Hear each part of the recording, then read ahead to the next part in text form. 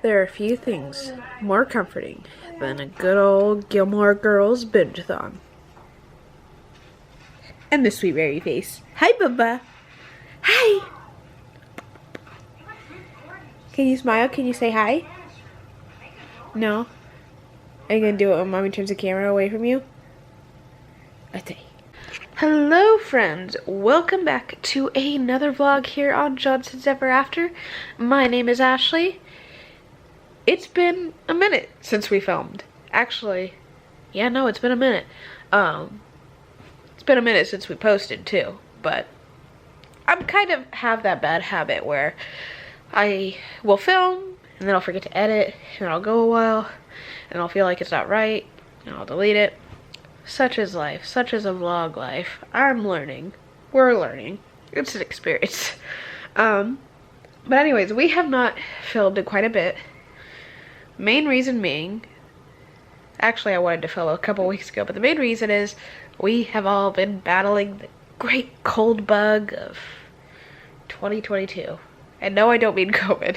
We didn't get COVID. We just thought it was allergies. Josh had it a little, and then I had it more severely, and then Dawsey got a little cold. But we're all on the mend now. I think I still have a little bit of a cough, but I feel way better than I have. So that's been nice, and I actually put real clothes on today. You can't really tell. I'm in a dress, awkward angle, but that's all right. We are going to embrace the imperfections. I'm gonna try not to let that get in my way anymore. Are you trying to get attention, sir?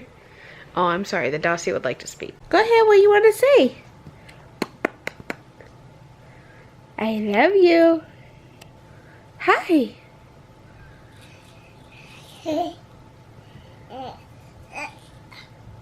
Oh. Are you showing them your giraffe or cow? Not sure what animal that is. I just call it a giraffe, but somebody asked me if it was a cow, and now I really don't know. What do you think? Are you playing? Are you having fun? Cool beans. Okay, so it's much later. Josh is home now. Right there. Dawsey's hungry. Hi, baby. Ha. Josh was gonna be my sous chef, but Dawsey's hungry, so instead he's going to give him his bottle. I'm gonna finish dinner. Please ignore the mess in my kitchen. And what I mean by finished dinner is I did some prep work, and I did a little time lapse of that, which I'm gonna put in right here.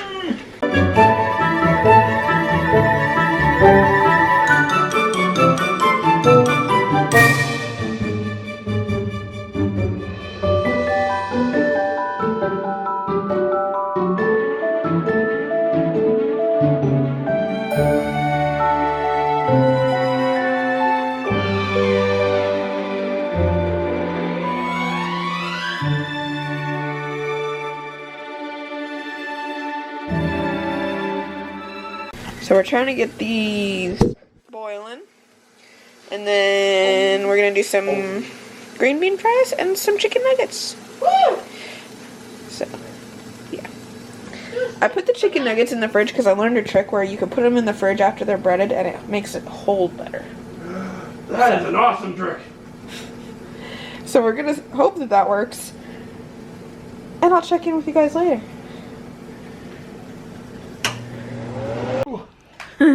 Okay, so here's the final product. Potatoes, delicious.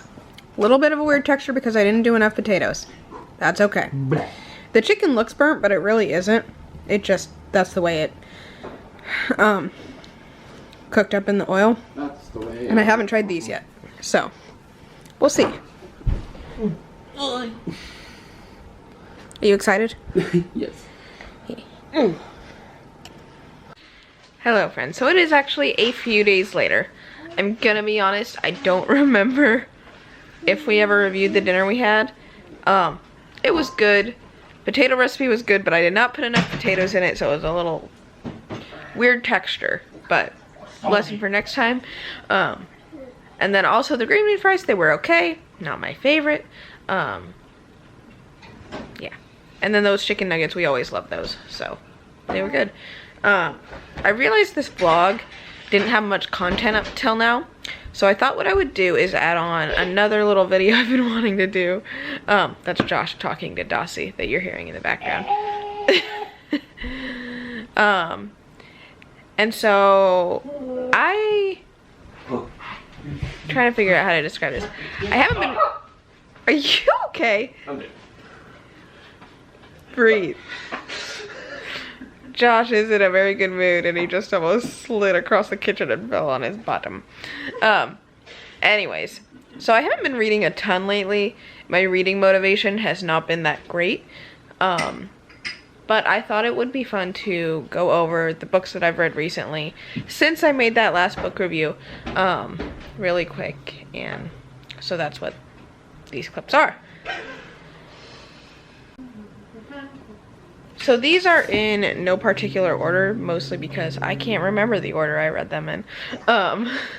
But I recently read Tokyo Ueno Station by Yumiri. I feel like I am very much butchering the pronunciation of that. But this is a fun, short little read. I very much enjoyed it. It was very, I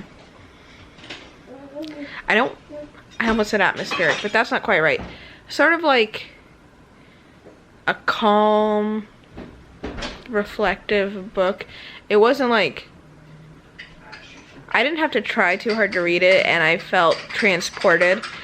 So it did a lot of effort with the book. What would normally take, you know, like a ton of effort in writing, this author was able to do with a short amount of words, just simple story, and it was kind of like a pick-me-up. It was not, well, I can't say pick-me-up. It was a sad story, but it was like a relaxing read. There was, you know, I swear I'm more eloquent in my head. But it was a very good read. I highly recommend it. Around that same time, I also read The Order of the Pure Moon Reflected in Water by Zen Cho. This is another one I really liked. It's short. It was really good. But also, there's a lot of parts that I would have to reread this because it was kind of like I read it and I enjoyed the story, and then I got to the end and I had zero idea what I had read. And I think it was just because I read it when I was like really exhausted. And so like my brain didn't retain anything. But I'll happily read that again because I loved that book. Yeah.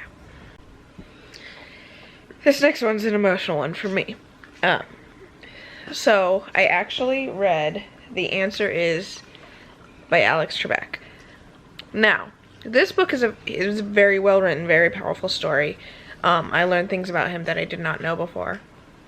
It was kind of cool because he kind of gave insight into Jeopardy and the role that he played, and then I learned a lot about his life before and different humanitarian projects he did, and I very much enjoyed that. The reason I got so emotional reading this book is because my copy that I have is actually a copy that was my papa's.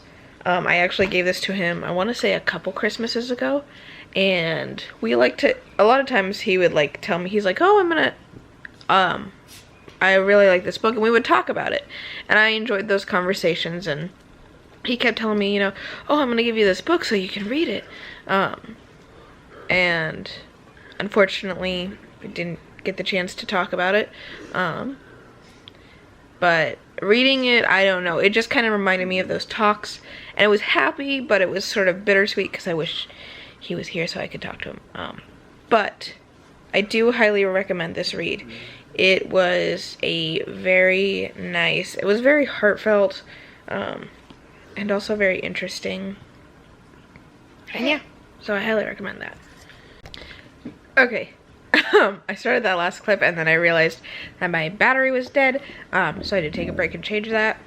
Also, I've noticed my voice is weird. I don't know what is up with that, but I'm not still sick. I'm actually over that, but who knows. Anyways, so I figured that emotional read would follow up with one that is probably one of my most anticipated reads of the year. I don't know if I've said it here before in the videos, I'm a very big fan of V.E. Schwab, also sometimes known as Victoria Schwab. I believe, if I'm not mistaken, she has said that from now on she's going to publish her books under the name V.E. Schwab.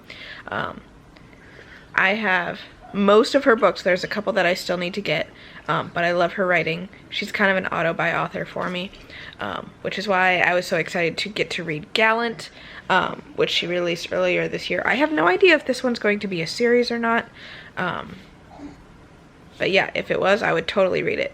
This one was really good. It had her normal level of mystery and magic, and I very much enjoyed it. Like, she creates characters in a way that, like, I follow them. I want to follow them. It's not like, I don't feel like I have to go after it. It just, her writing flows so naturally, and she's one of my favorite authors, and this book was written very gallantly.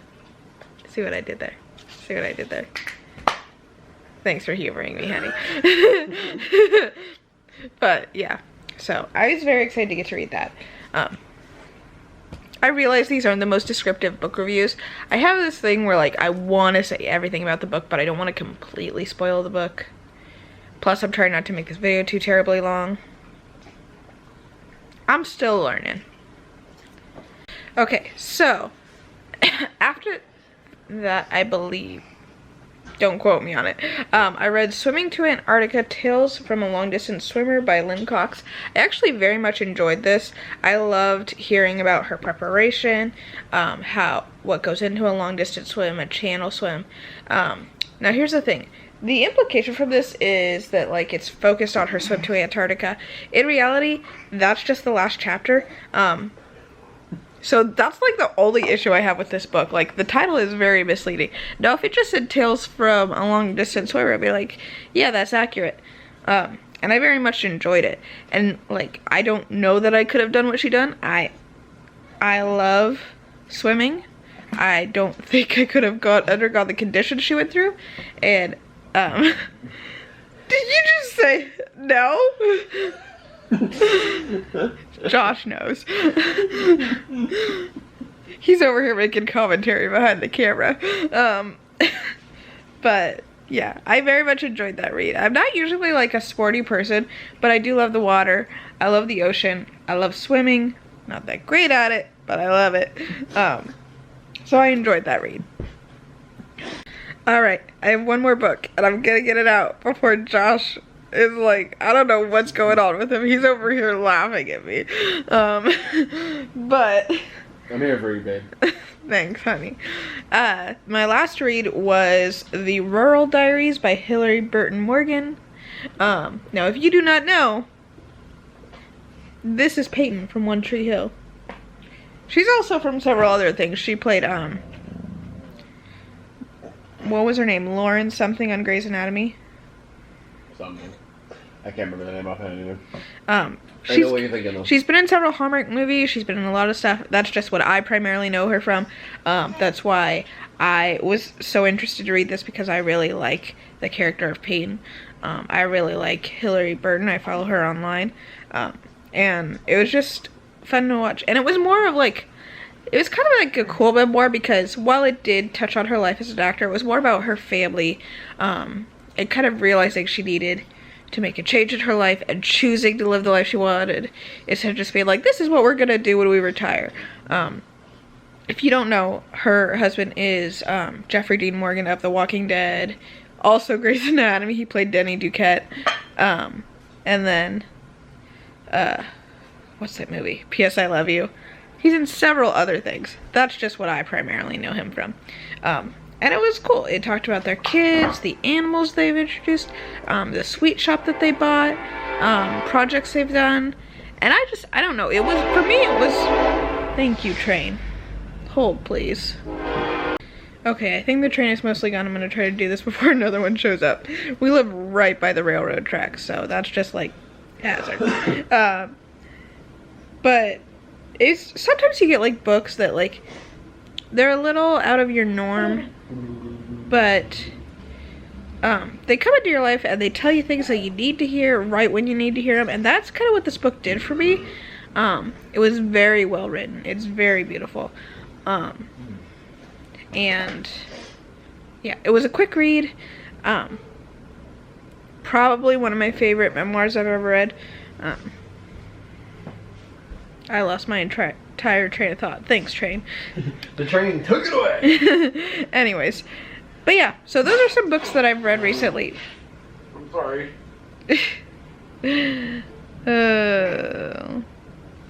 We have a chaotic life. There is no such thing as noise-free filming.